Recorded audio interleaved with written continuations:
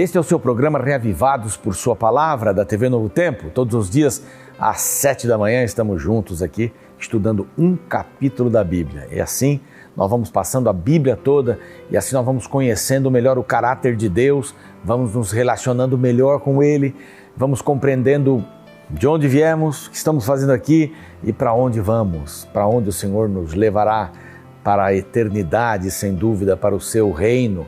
E é muito bom a gente reservar um período do dia para esse contato, para essa comunhão com Deus.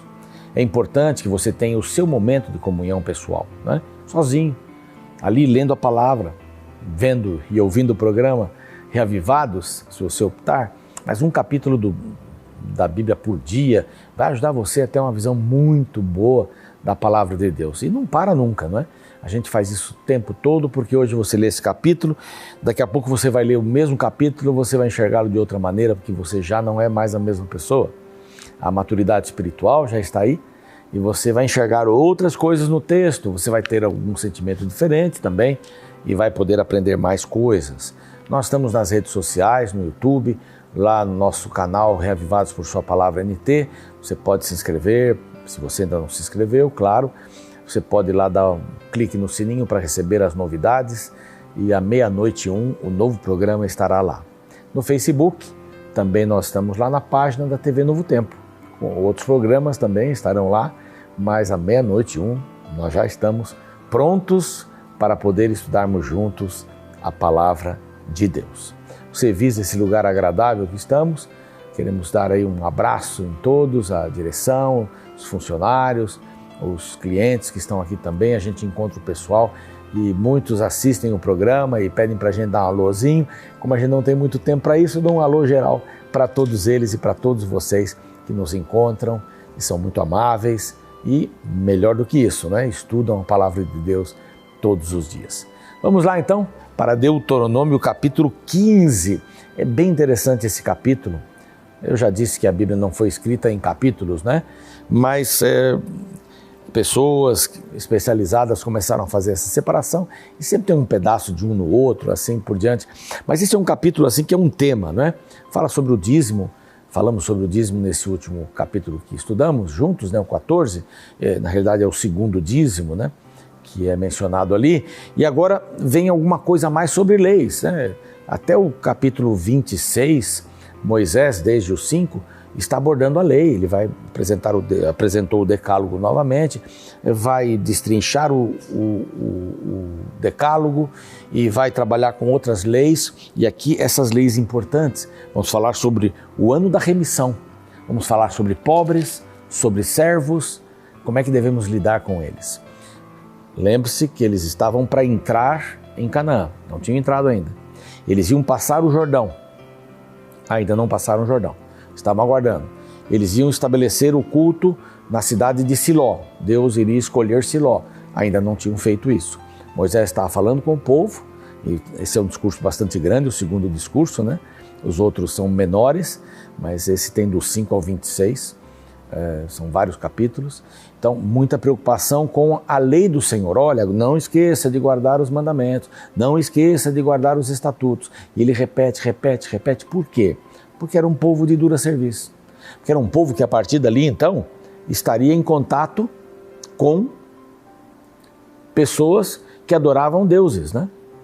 Os mais diversos tipos de deuses com os cultos e rituais mais diferentes. E ele já disse lá, não se metam com esse povo, não façam o que eles fazem, antes destruam tudo, apaguem os nomes destes deuses e eu vou estabelecer uma cidade e ali vocês vão me adorar. Então Deus está construindo aqui, através de Moisés, esse povo. E ele diz assim, não se esqueçam de que ao final de cada 7 anos haverá o ano da remissão. Isso tem que ver com a terra, tem que ver com as dívidas e tem que ver com os escravos, com os servos. Então haverá libertação de tempos em tempos. E ele sempre volta a dizer assim, lembre-se que vocês foram escravos lá e eu libertei vocês. Então cuide bem, lembrem-se que vocês foram estrangeiros lá no Egito. Eu cuidei de vocês, cuidem bem dos estrangeiros. Então Deus está sempre ensinando o seu povo a ter o melhor tipo de relacionamento. Então, cuidar dos pobres. Diz assim, do estranho podes exigir que ele pague, mas o que tiverdes em poder do teu irmão, que tal-o-ás? O irmão aqui é o israelita. Para que entre ti não haja pobres. Olha só a ideia do Senhor. Então, de tempos em tempos, as dívidas impagáveis eram eliminadas.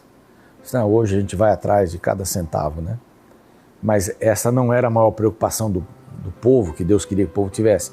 A maior preocupação era: cuida do teu irmão. Aqui dá para falar muita coisa, né? Cuida do teu irmão. Cuida dele.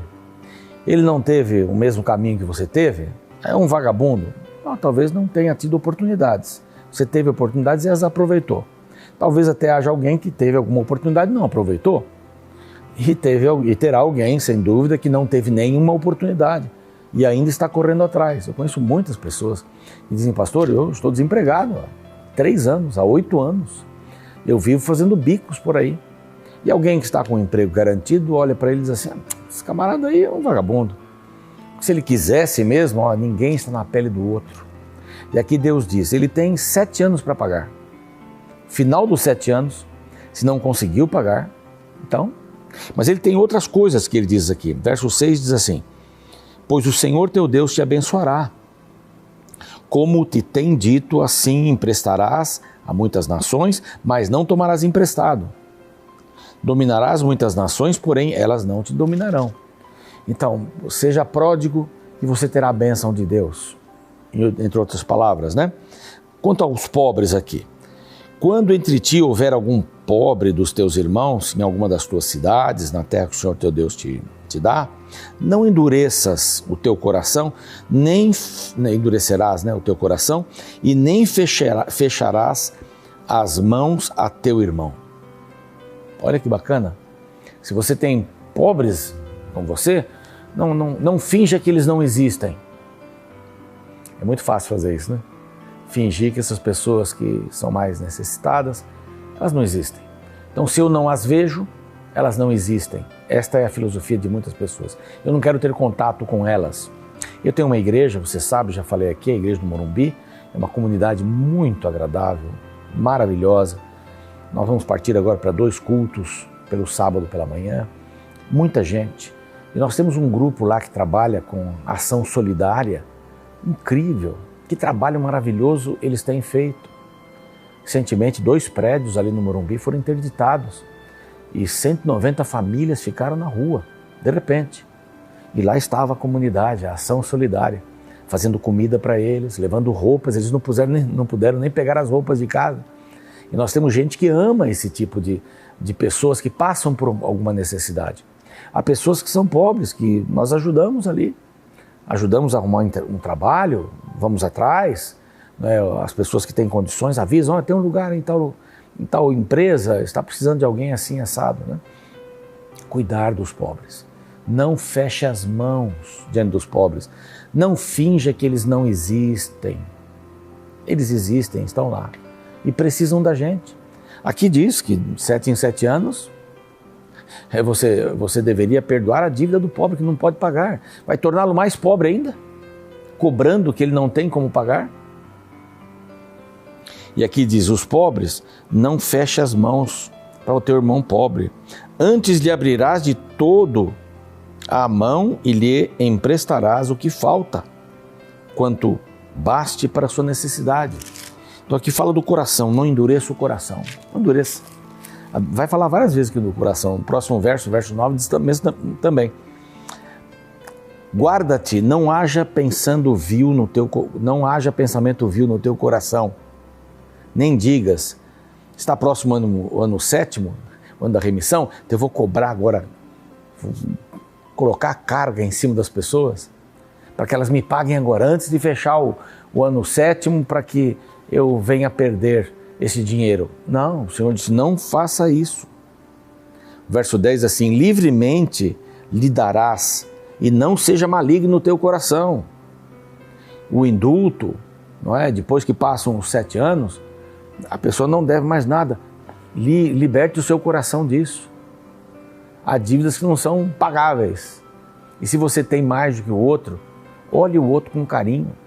Às vezes a pessoa está passando uma necessidade. Há muita gente má nesse mundo, né? Muita gente má. Mas não é por isso que eu vou fechar o meu coração. E só vou ter pensamentos vis em relação às pessoas. Pois nunca deixará de haver pobres na terra, diz o Senhor.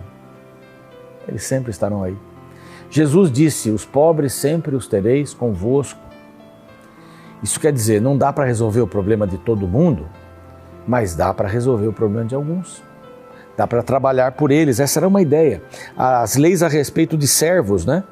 Se um servo for vendido, um hebreu for vendido, porque não podia pagar a dívida, geralmente era isso. Ele não podia pagar a dívida, ele vendeu um filho como escravo, vendeu-se a si mesmo como escravo, vendeu toda a família como escravo. No ano da remissão ele era liberto. Para que ninguém continuasse nessa situação, ele errou, vai pagar por um período, depois é liberto. Porém, se esse servo diz assim, não, eu amo muito o meu Senhor, eu quero ficar aqui. Então, eles fazem um pacto na porta da cidade. Todos saberiam que ele quer ficar com o seu Senhor. Esse livro maravilhoso, né? Depois fala um pouquinho sobre acerca dos primogênitos, do gado sem defeito, oferta sem defeito devemos dar, né? Aqui já muda um pouquinho de assunto, mas que interessante essa questão da remissão. O Senhor Jesus nos remiu na cruz do Calvário e Ele quer que nós também possamos remir as pessoas com as nossas atitudes, com o nosso amor, com o nosso olhar. Há muita gente que precisa da gente, precisa de libertação e nós vamos, através do poder de Jesus, ajudar essas pessoas. Vamos orar? Pai querido, ajuda-nos a ajudarmos as pessoas necessitadas. Assim como essas lições aqui para o povo de Israel, nós gostaríamos de mostrar esta remissão que o Senhor nos deu através de Jesus para as pessoas, para que elas se sintam libertas também do mal. Ajuda-nos a termos o nosso coração aberto e a nossa mão também sempre aberta, os nossos ouvidos abertos, os nossos olhos abertos, para que enxerguemos as necessidades das pessoas ao nosso redor e para que possamos ser Jesus para elas em nome dele. Amém. Muito obrigado. Espero você no nosso próximo encontro. Um abraço.